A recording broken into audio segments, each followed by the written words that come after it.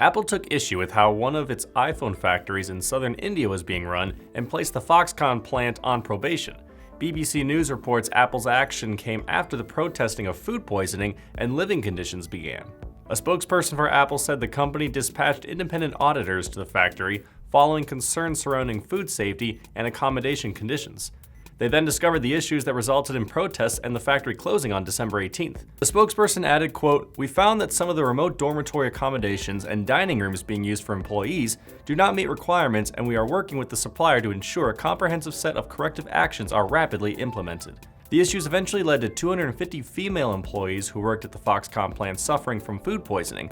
Local media reported over 150 required hospitalization. The factory employs 17,000 people.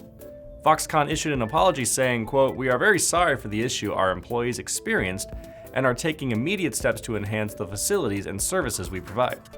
Apple did not disclose what it necessarily means for a facility to be on probation, but in Apple's case, it historically means the technology company will decline awarding new business to such facilities until issues are resolved.